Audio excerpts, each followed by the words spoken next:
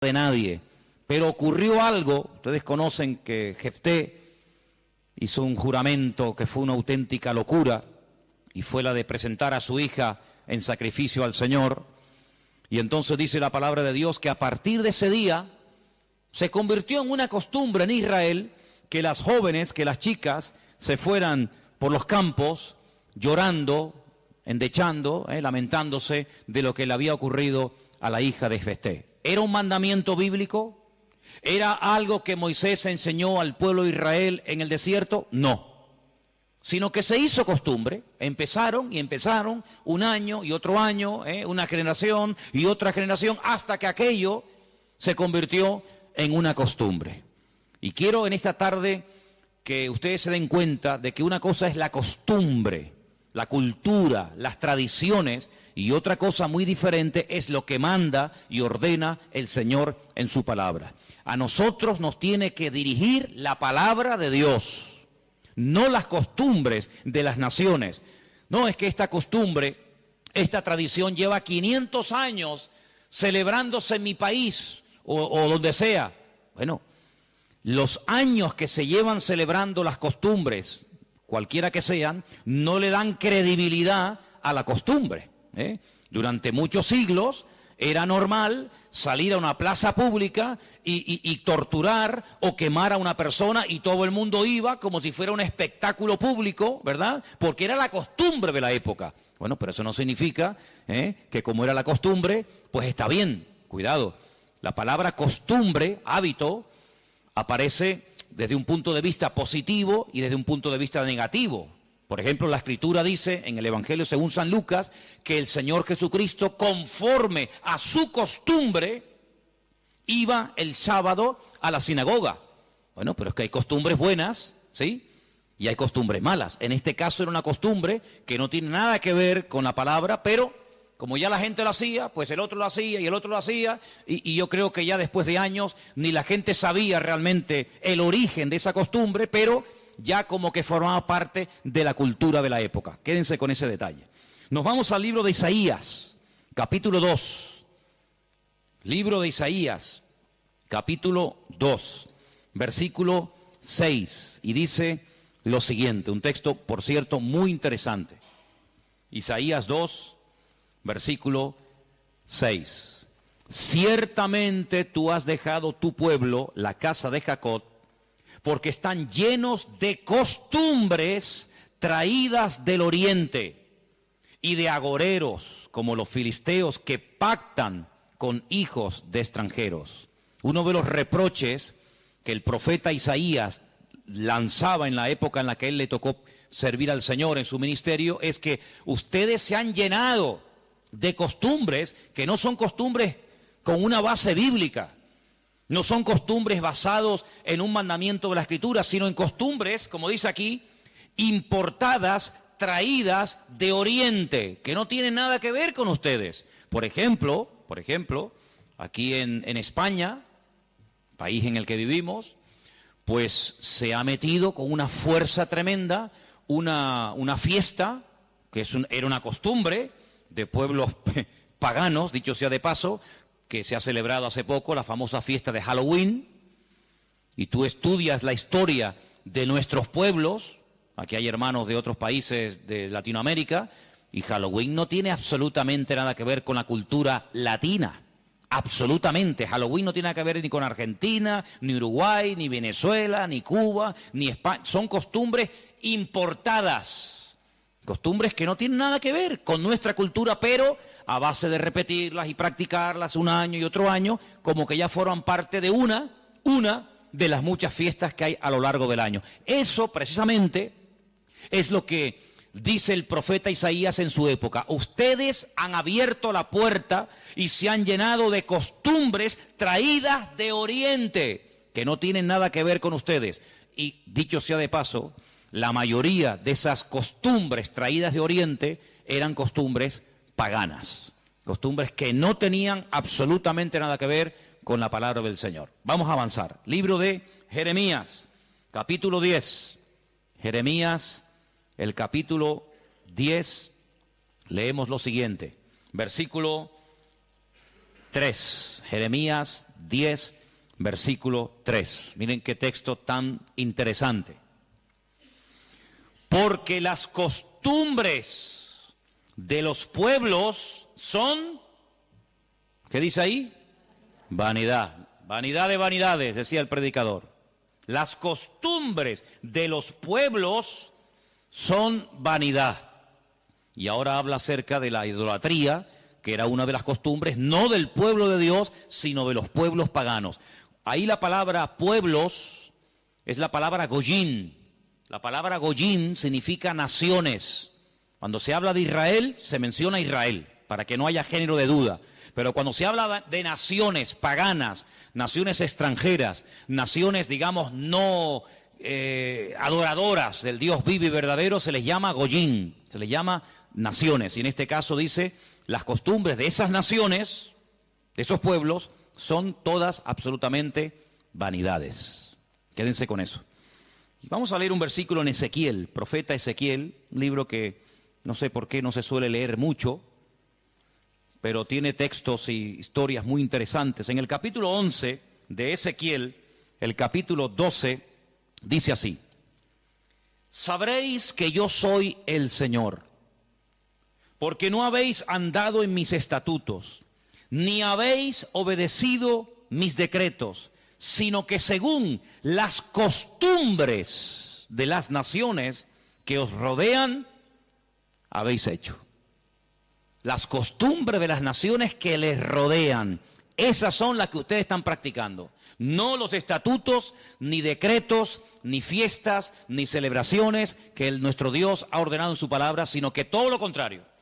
Hay momentos, ustedes seguramente han leído esos pasajes, donde los profetas, tratando de convencer, de sacudir al pueblo de Israel, les decían, a ver, vamos a ver, díganme ustedes un pueblo, una nación que haya cambiado sus dioses, que hayan dejado sus idolatrías por nuestro Dios.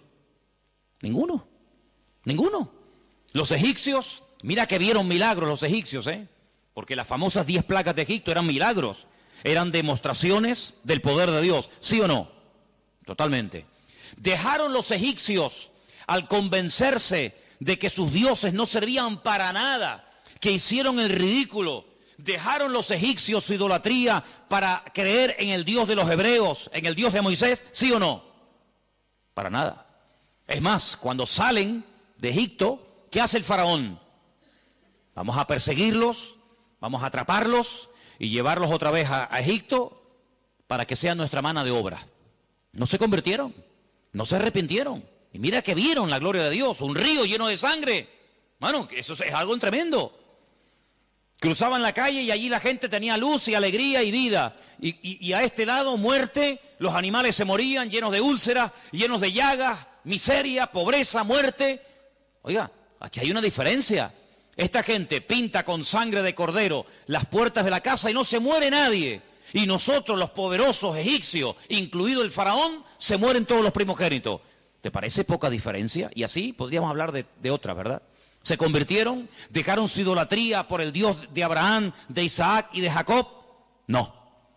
Daniel, en Babilonia, ¿cuántas veces vieron la gloria de Dios a aquella gente? Vieron a Daniel sobrevivir toda una noche y no ser atacado por los leones cuando lo metieron en el foso. ¿Se acuerdan, sí o no? Vieron a aquellos 3 jóvenes que les habían cambiado el nombre, que no se quemaron dentro del horno de fuego. ¿Cambiaron? ¿Recapacitaron? Ninguno. Dice, ¿cómo es posible que ustedes habéis podido comprobar que ninguna nación ha dejado sus dioses, su paganismo, para creer en nuestro Dios, y sin embargo ustedes sí lo han hecho? Dejaron al Dios vivo y verdadero para adorar a Moloch, a Milcón, a Astaroth, a Acera, a Baal. ¿Cómo puede ser eso? Pues eso fue lo que pasó. Ellos cambiaron al Dios verdadero por aquellos dioses, y dice el profeta Ezequiel en este pasaje, todo eso que habéis hecho son las costumbres de las naciones que les rodean, pero ustedes en vez de influenciarles a ellos que ellos se conviertan a ustedes, ha pasado todo lo contrario. Ustedes se han terminado convirtiendo a ellos. Han adoptado su forma de vivir, su forma de adorar, su forma de cantar, su forma de comportarse. Y esto es algo realmente increíble porque esto no ha pasado nunca, nunca en la historia de la humanidad. Una nación ha dejado el paganismo, ha renunciado 100% a toda esa mentira y ha abrazado la fe única y verdadera. Sin embargo, ustedes tenían al verdadero y lo han abandonado.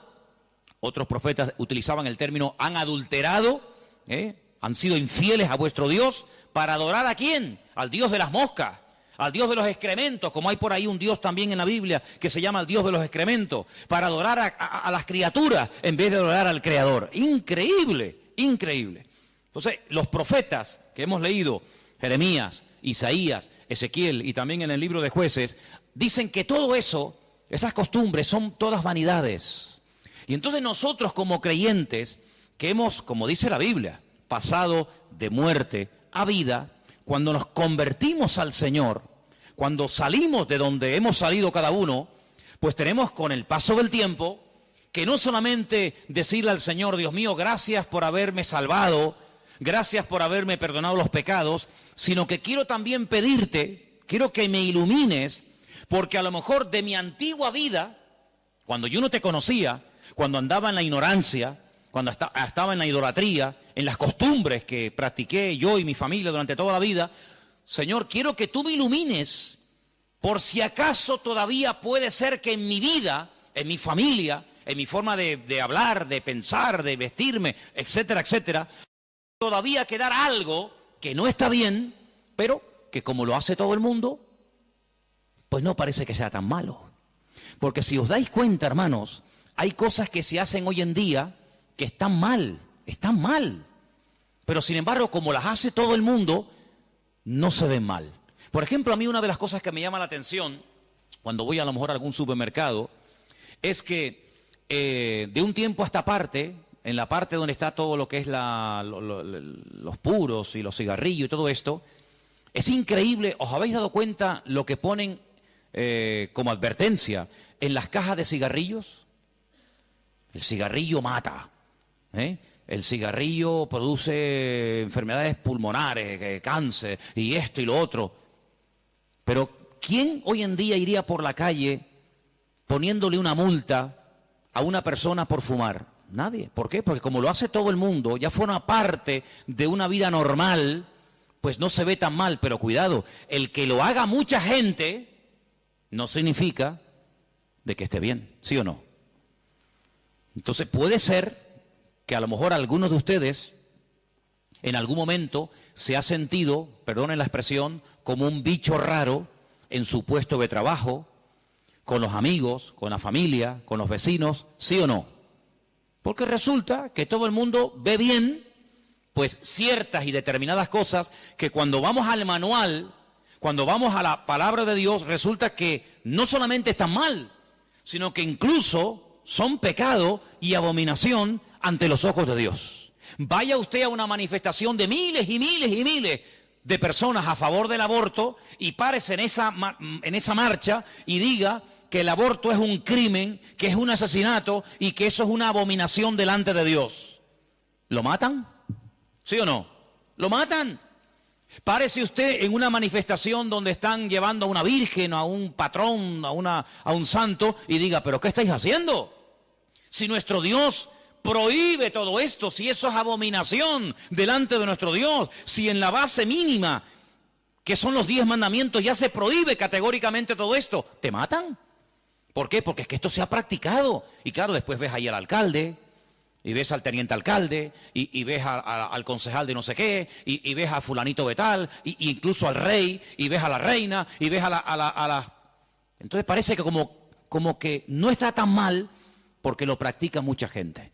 Y quiero decirte, querido hermano, que en algún momento de tu vida puede ser que tú te sientas como que vas contracorriente, como que la gente como que no te entiende y como que tú estás en otra frecuencia, en otra onda, y es como algo imposible de que lleguen a un entendimiento. Pero al fin y al cabo yo pregunto, hermanos, ¿nosotros a quién tenemos que agradar?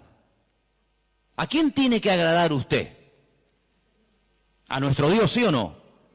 Bueno, pues si por agradar a Dios me pongo en contra de la familia, ¿estás dispuesto a pagar el precio? ¿Para qué te vas a bautizar? Con la edad que tú tienes. Si a ti ya te bautizaron tus padres cuando eras pequeñita, no lo pueden entender. Pero saben, hermanos, nosotros, repito, primero a quien tenemos que rendir cuentas a nuestro Dios. Y en segundo lugar, tarde o temprano, como dije el domingo pasado, la fe. Y cuando hablo de la fe, yo no me refiero solamente a la creencia, sino me refiero, cuando hablo de la fe, también aglutino nuestro estilo de vida. Porque nuestra fe es un estilo de vida. Somos diferentes, ¿sí o no? Somos diferentes. Somos diferentes a la hora de hablar, a la hora de pensar, a la hora de reaccionar ante una situación. Somos diferentes, lo queramos reconocer o no, somos gente diferente. Eso incluye también el concepto fe.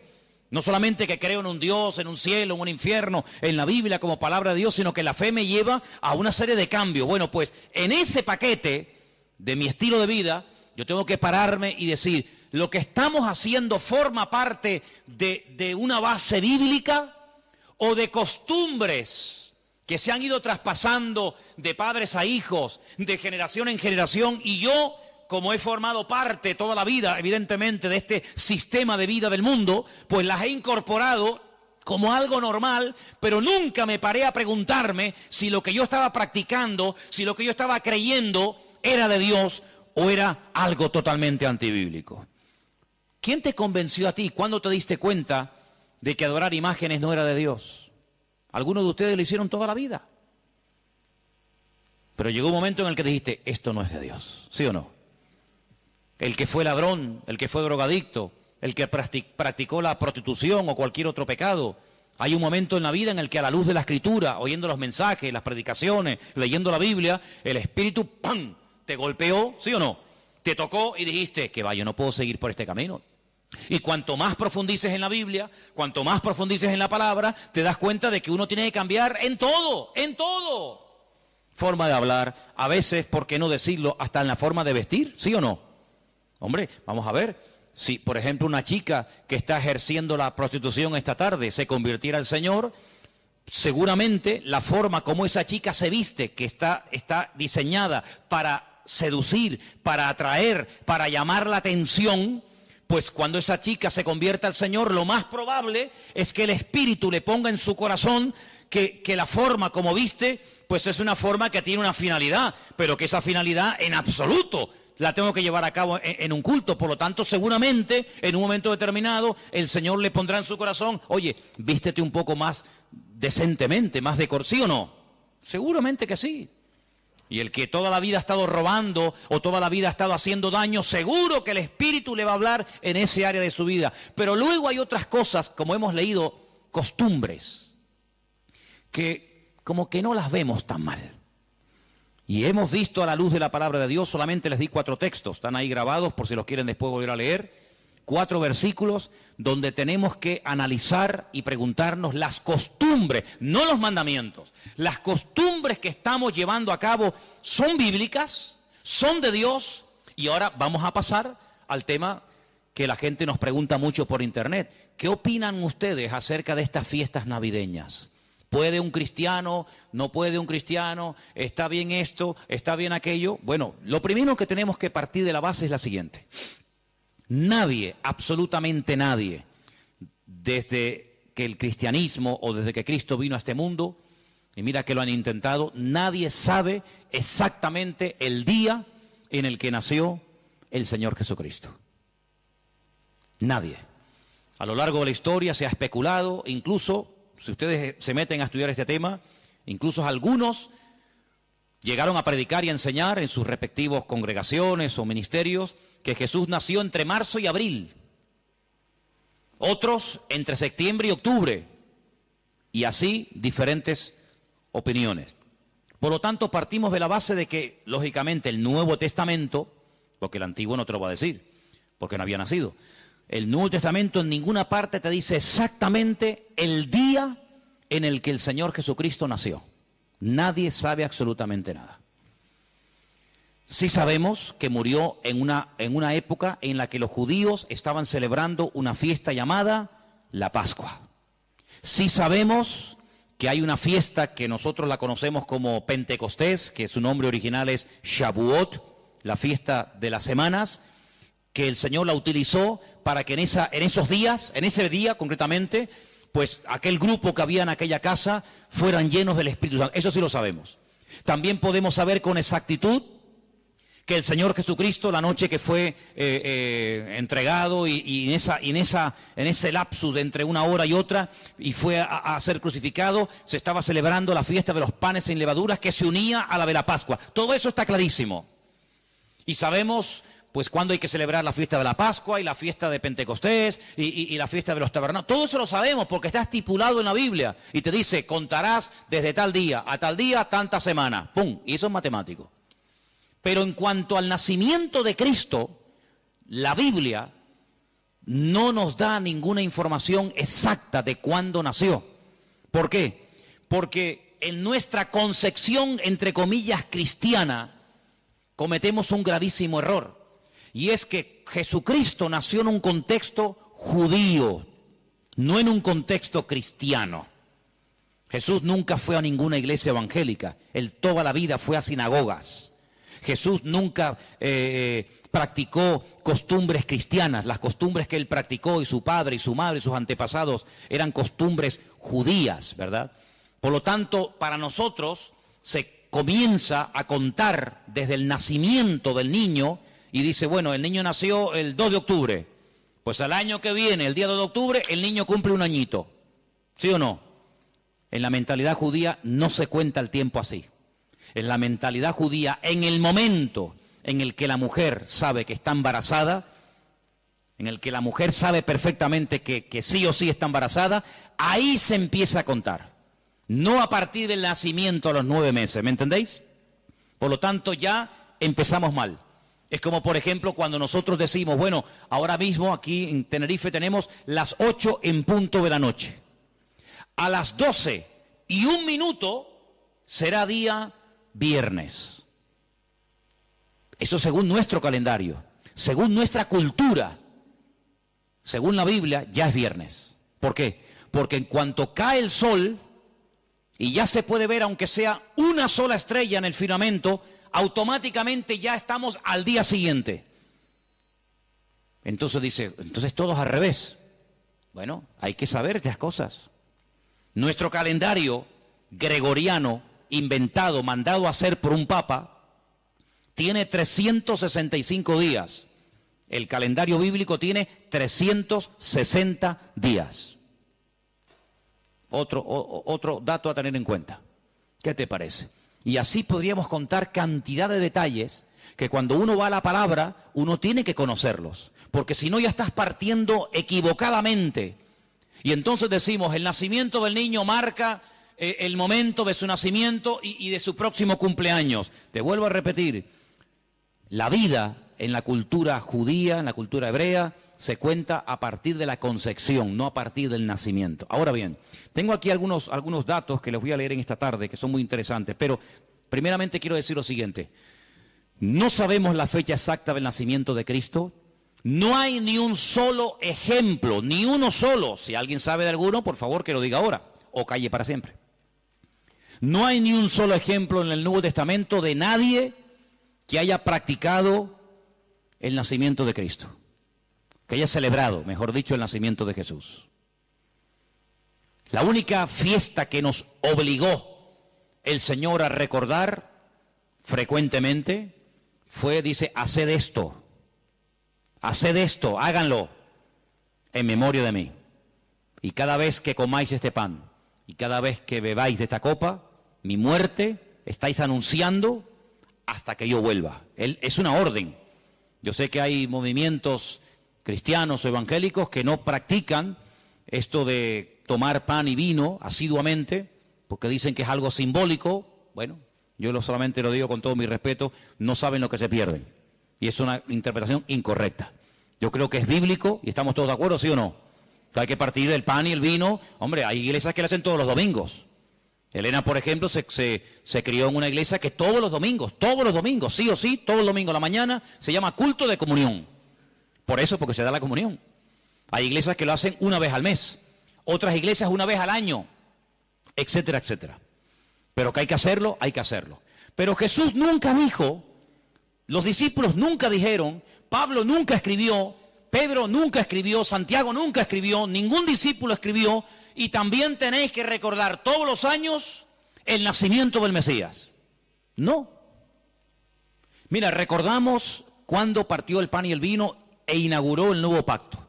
Recordamos su muerte, claro. Recordamos su resurrección. Recordamos la venida del Espíritu Santo en el día de Pentecostés. Recordamos un montón de cosas, pero bíblicamente no te puedo demostrar, no lo puedo hacer. Te estaría mintiendo. No te puedo demostrar bíblicamente que los primeros cristianos celebraban el nacimiento de Cristo. No lo hacían. Ni siquiera es un mandamiento de la Biblia el celebrar dicha fiesta. Entonces te estoy dando información para que lo sepas. La fecha exacta del nacimiento de Cristo no se encuentra registrada en el Nuevo Testamento.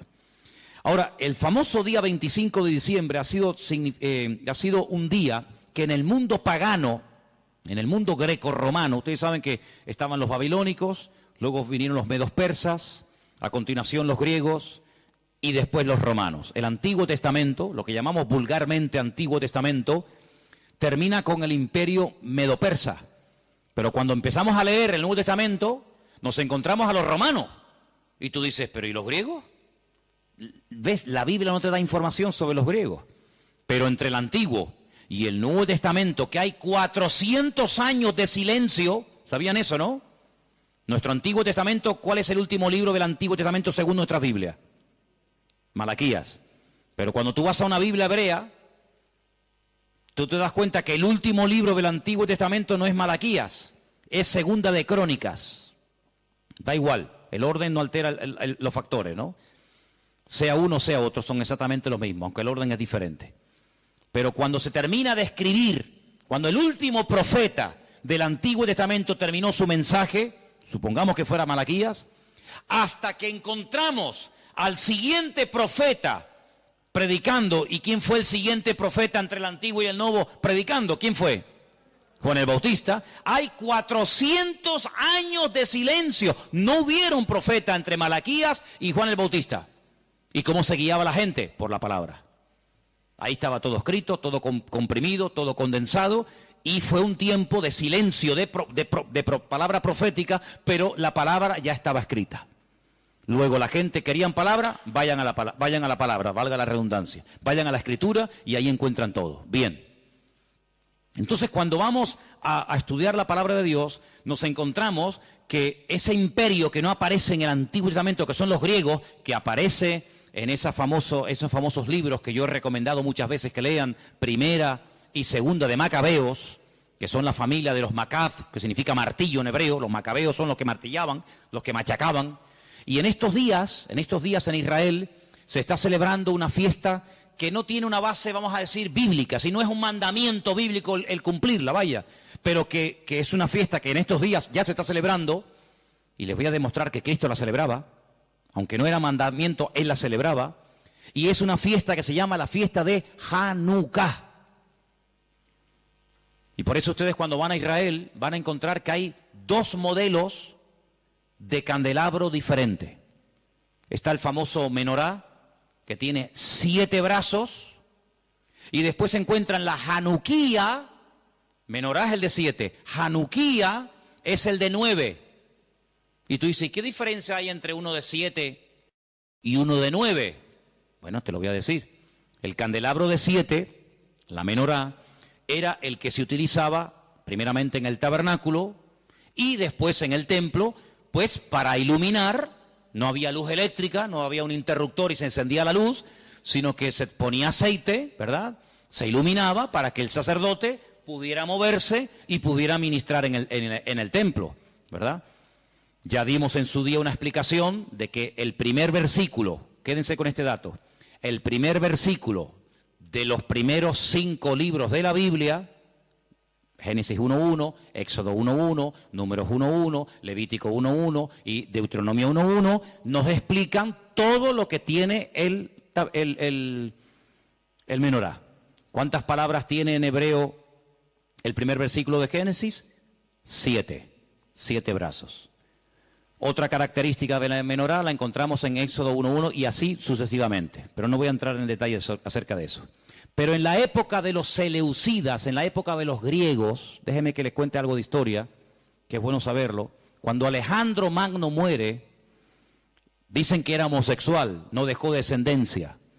Es el único imperio que pervive después de la muerte del emperador, pero no en sus hijos, sino en sus generales. Por eso Daniel, cuando está en Babilonia, dice que él vio a un leopardo con 4 cabezas.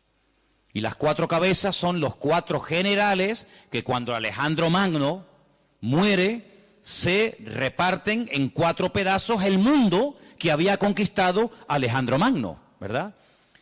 Uno de los trozos que se reparte tenía que ver con Israel.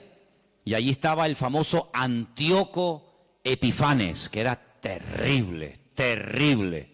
Ese fue el que se atrevió a meter a un cerdo dentro del lugar santísimo y sacrificarlo y de esa manera, humillar y avergonzar a Dios y en fin, tantas cosas, ¿no? Esa es la famosa abominación desoladora, la profanación del lugar santísimo. En esa época de los griegos había una familia compuesta por una serie de hermanos que se propusieron restaurar la vida política y espiritual de Israel.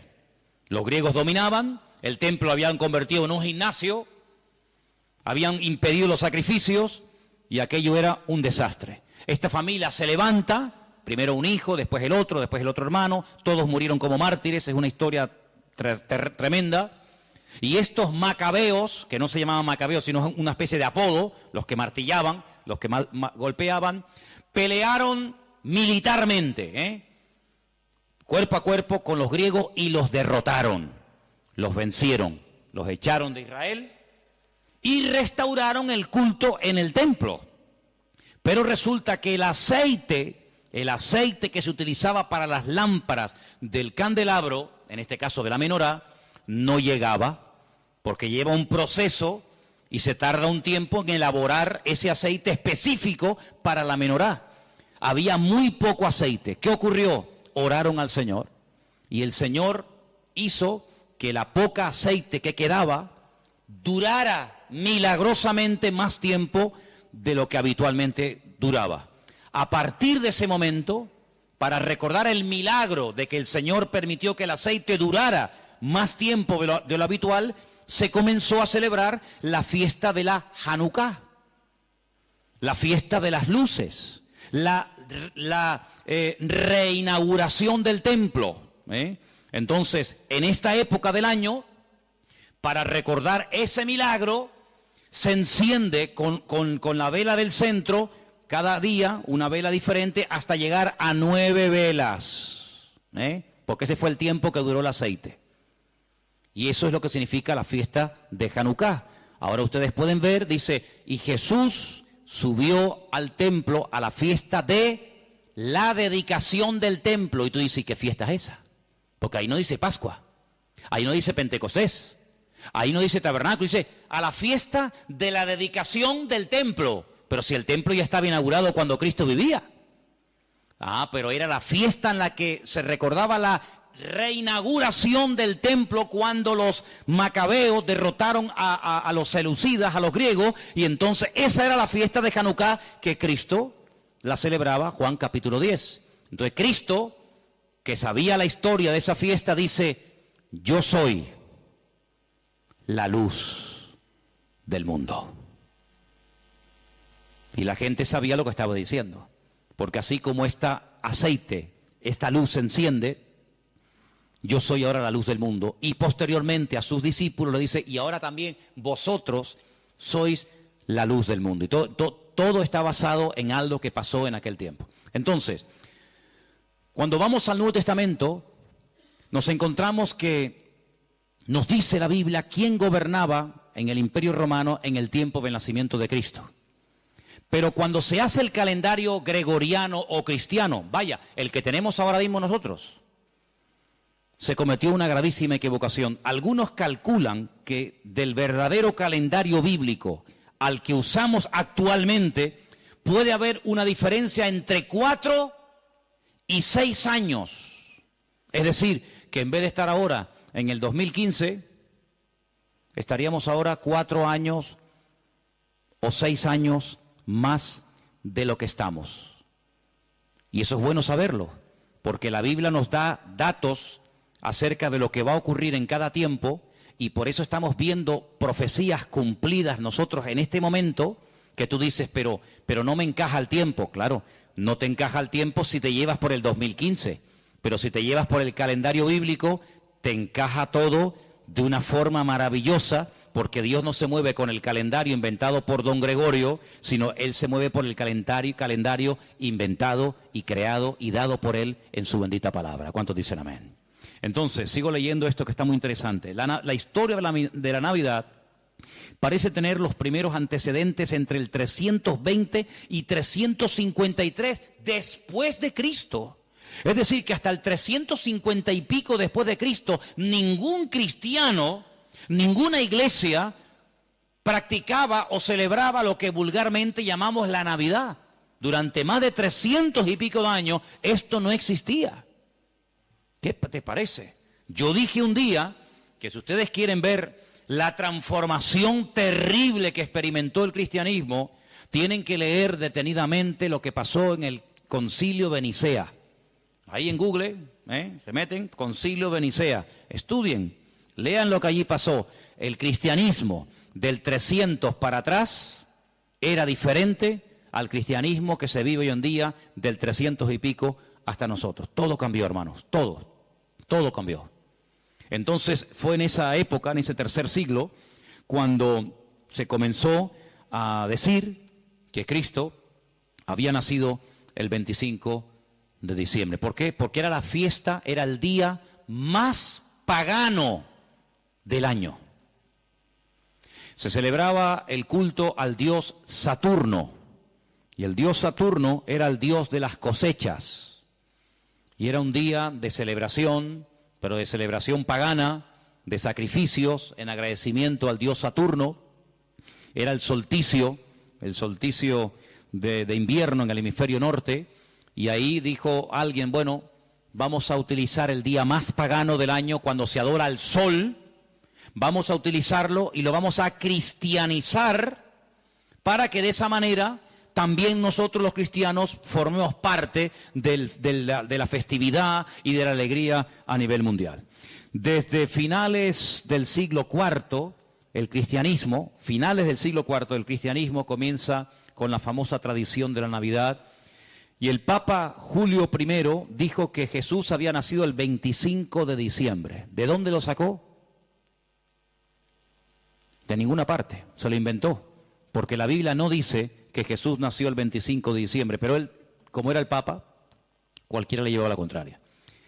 Era el día en el que se celebraba, como acabo de decir, el solsticio de invierno en la antigüedad, y era el día en el que las costumbres y las tradiciones heredadas, las costumbres y mitos y leyendas más aberrantes se llevaba a cabo, y entonces se utilizó para que la gente supiera que también Cristo había nacido en esa época, y de alguna manera pues utilizar el paganismo, utilizar las festividades, pues para decir, bueno, Cristo también nació en esta época, ¿no? En el año 540, un monje llamado Dionisio, cuyo apodo era el Exiguo, en el cálculo de las fechas propició la fijación de una fecha errónea en cuanto al nacimiento de Cristo. El error incluso hasta en el año, porque se cree que Jesús nació 4 o 6 años antes de lo que realmente esta gente decía. El tema de las fechas, ya hemos dicho, es algo muy controvertido, pero al final se llegó a la conclusión de que Cristo había nacido en esa época, y los cristianos comenzaron a practicarlo como parte de la cultura o de la tradición.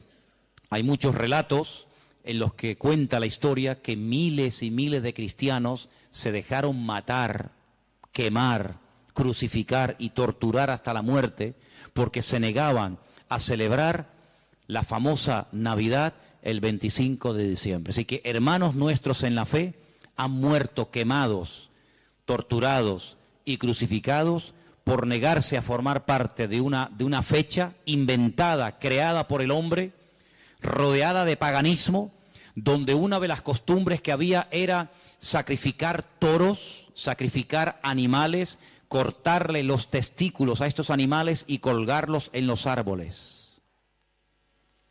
De ahí viene la famosa costumbre de colgar bolitas en los árboles, de la costumbre pagana de aquellos degenerados griegos y romanos que hacían este tipo de ofrendas y de sacrificios a sus dioses, y de ahí pasó. Luego se prendía fuego al árbol, pero claro, prender fuego al árbol, pues en una casa particular es una temeridad, y entonces a alguien con el paso del tiempo se le ocurrió ponerle un montón de luces para que represente aquel fuego, que evidentemente no se puede hacer hoy en día por sentido común, pero entre las bolitas y el fuego que se pone, las luces que se pone, pues es lo más parecido a aquellas bolitas que se ponían colgadas en los árboles, y al mismo tiempo las luces representan el fuego, que por cuestiones obvias no se pueden poner hoy en día.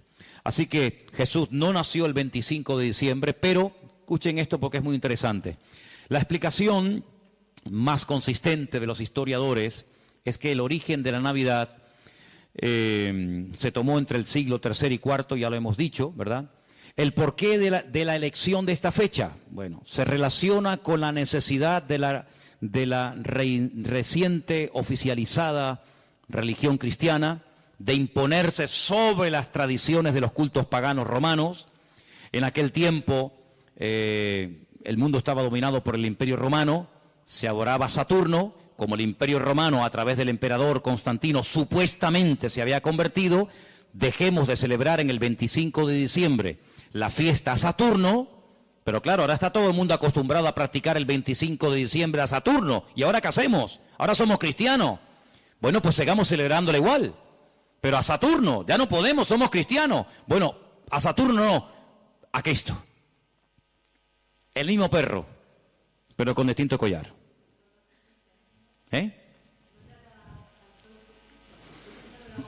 Adoraban al sol. Sí, ellos pueden decir misa.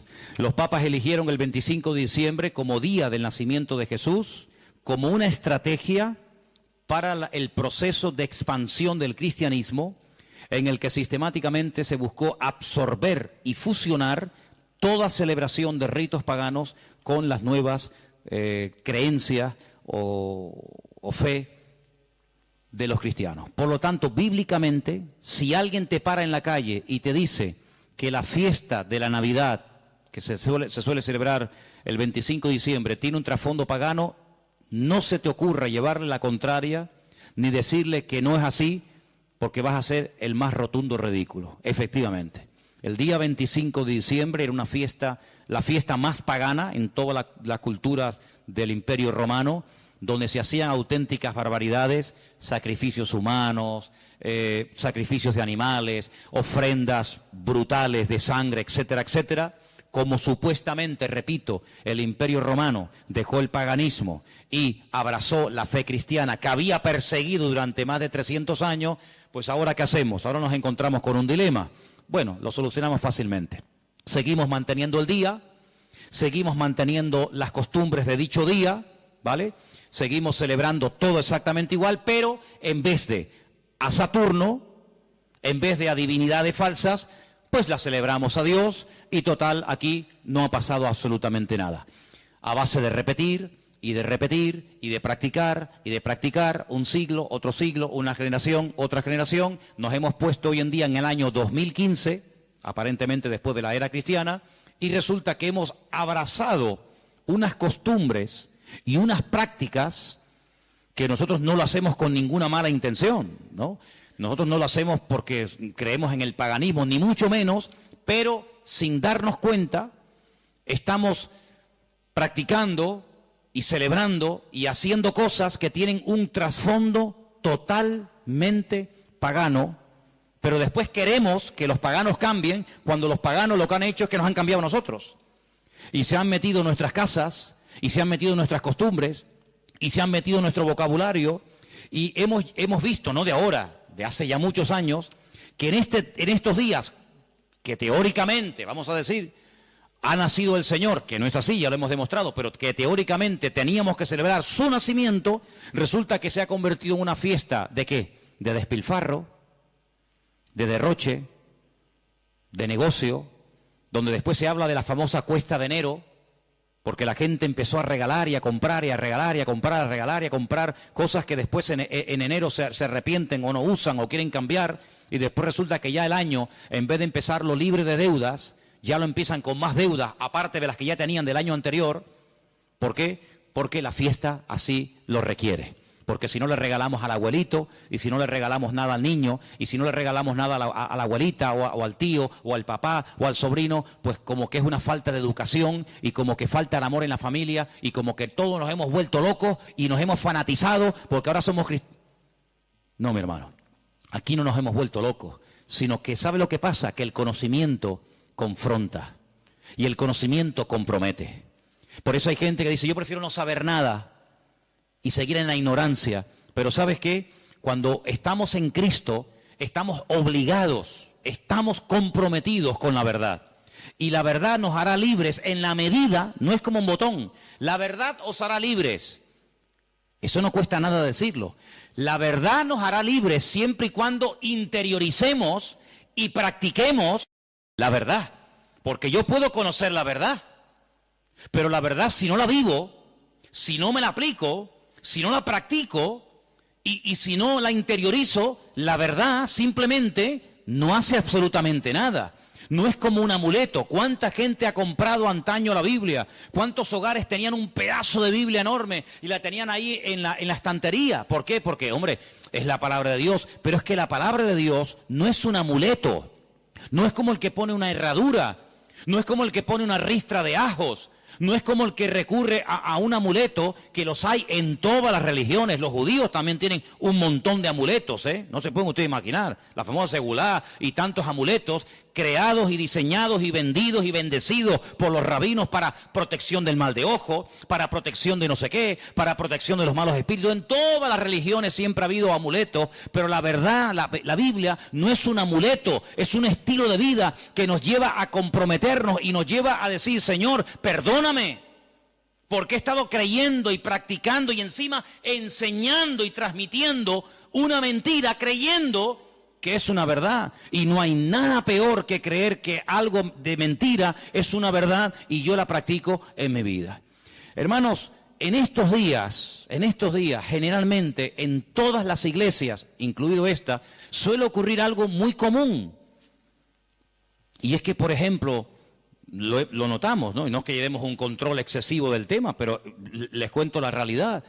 Muchísimos creyentes se gastan el dinero que tienen y el que no tienen, y se olvidan muchas veces de lo que tenían que haber apoyado con su dinero a la obra de Dios.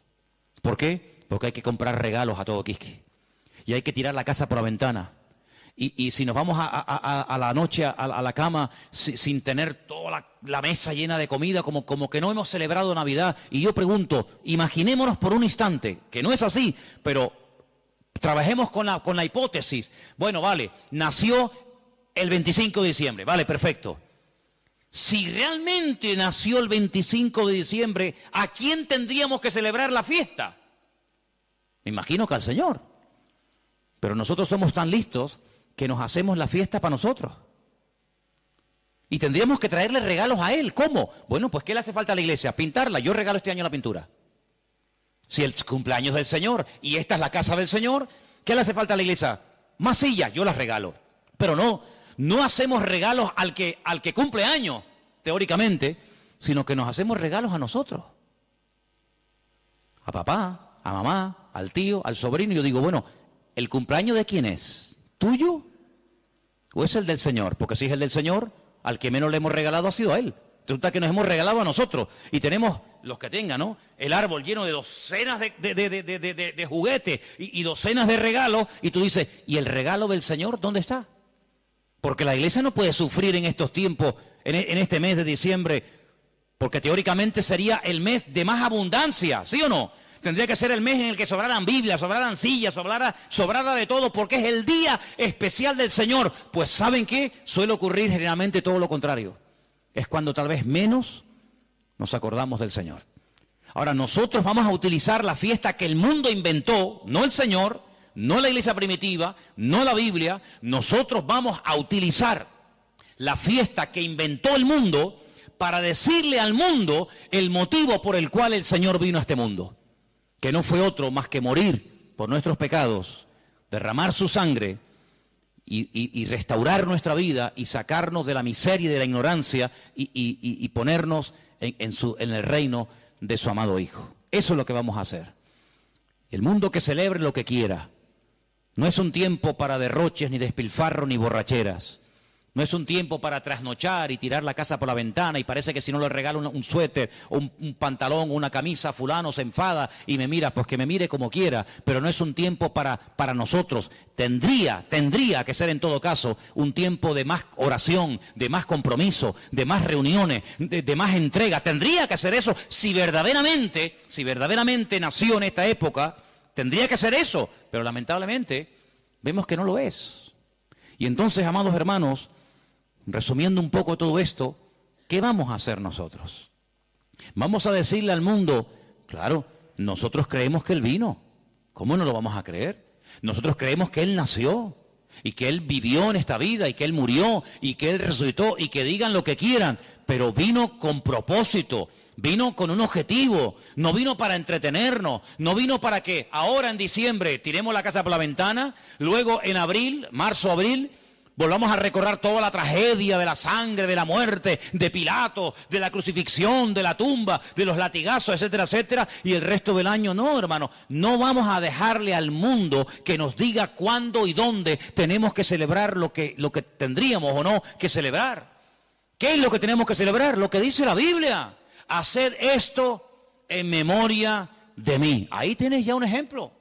Si dice el Señor, nos dice el Señor, haced, cumplid con esto en memoria de mí, bueno, ahí tenemos una obligación, pero en ninguna parte mi Señor, nuestro Señor, ni a ti ni a mí, nos dice, y una vez al año recuerden que el 25 de diciembre yo nací, porque dicho sea de paso, cuando Cristo nació, la palabra diciembre ni existía, porque ni ese mes existía cuando el Señor Jesucristo nació, sino que estamos hablando de términos y de palabras creadas, diseñadas e inventadas por los hombres. Y quiero que este año sea diferente. Debe ser diferente este año en nuestras casas.